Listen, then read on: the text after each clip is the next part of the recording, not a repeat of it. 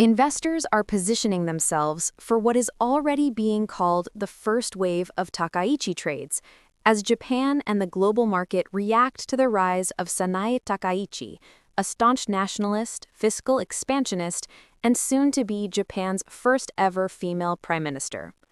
Her victory in the ruling Liberal Democratic Party's, LDP's, leadership contest marks a historic turning point, not only for gender politics in Japan, but also for the country's economic and diplomatic trajectory. Markets are bracing for a mix of stimulus-driven optimism and geopolitical tension as she prepares to take power later this month.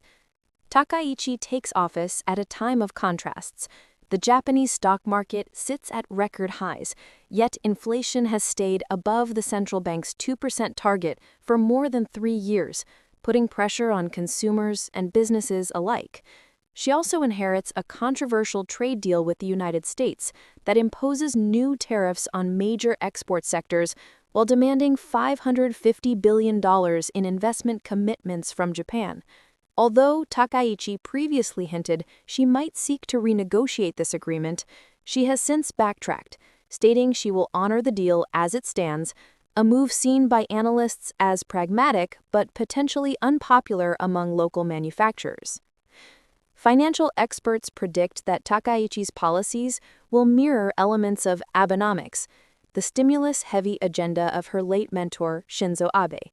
Traders expect her administration to favor aggressive government spending, potentially weakening the yen, boosting equities, and increasing yields on Japanese government bonds, JGBs. Takaichi trade is essentially bullish for stocks, said one senior Tokyo broker, but it could also bring volatility to bonds and currency markets due to expectations of heavy fiscal spending. While few believe she will cause a Liz Truss moment, a reference to the UK leader's disastrous market collapse, most agree her early days in office could feel unsettled. A 64-year-old from Japan's ancient capital of Nara, Takaichi is known for her iron discipline, love for heavy metal music, and devotion to the Hanshin Tigers baseball team. She has long admired former British Prime Minister Margaret Thatcher, modeling herself as Japan's Iron Lady.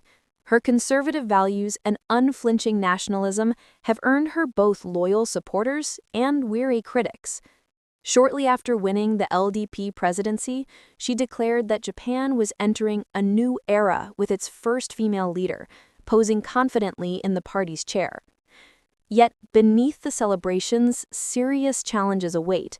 Takaichi's nationalist stance could complicate relations with Japan's neighbors, especially China and South Korea, while her call for higher defense spending may fuel regional tensions. Domestically, she faces the enormous task of uniting a fractured LDP that lost both chambers under outgoing Prime Minister Shigeru Ishiba. Her main rival, Shinjiro Koizumi, a charismatic moderate, had been seen as a more unifying candidate. Political observers expect Takaichi to strengthen ties with populist parties like Sanseito and the Democratic Party for the People, DPP, which share her enthusiasm for proactive fiscal spending. Analysts believe she may also court right-wing voters disillusioned by the LDP's recent drift to the center. However, Jeff Kingston of Temple University argues that Takaichi embodies the face of a discredited status quo, warning that the economic struggles tied to Abenomics, weak yen, high inflation, and rising inequality could continue under her leadership. Others note that her hardline conservatism may strain the LDP's partnership with its centrist coalition ally, Komeito, possibly forcing her to rely on temporary opposition alliances to pass key legislation. Should her government stumble early, experts believe she might call a snap election to consolidate authority.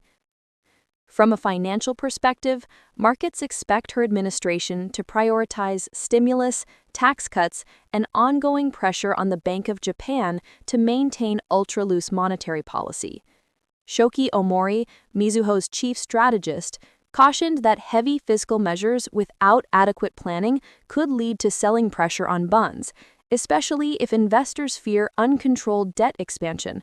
While Takaichi has softened some of her 2024 campaign rhetoric, Her comment labeling the BOJ "stupid" for raising rates has already prompted economists to revise forecasts, with many now predicting no rate hike in the near term. Diplomatically, her leadership will be immediately tested. Abe's tenure saw frosty relations with Seoul and Beijing, partially due to his visits to the Yasukuni Shrine, a site honoring Japan's war dead, including convicted war criminals. Takaichi once said she too wished to visit the shrine, though she tempered those remarks during her campaign. Analysts warn that a renewed emphasis on wartime revisionism could trigger protests and strain Japan's fragile relations with China and South Korea.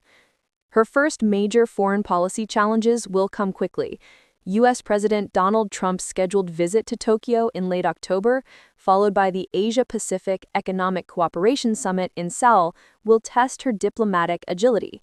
There she will meet both her American ally and Chinese President Xi Jinping, setting the tone for her foreign relations. Stephen Nagy of the International Christian University in Tokyo noted, "This will be a trial by fire for Takaichi. The world will be watching closely to see whether she governs as a pragmatic leader or as a hardline ideologue.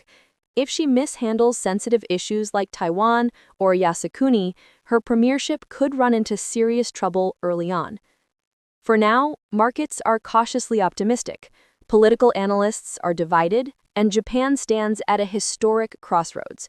Whether Sanae Takaichi becomes the nation's steady iron lady or its most divisive modern leader will depend on how deftly she balances nationalism with pragmatism, and whether her economic gambles bring real relief to Japan's weary households.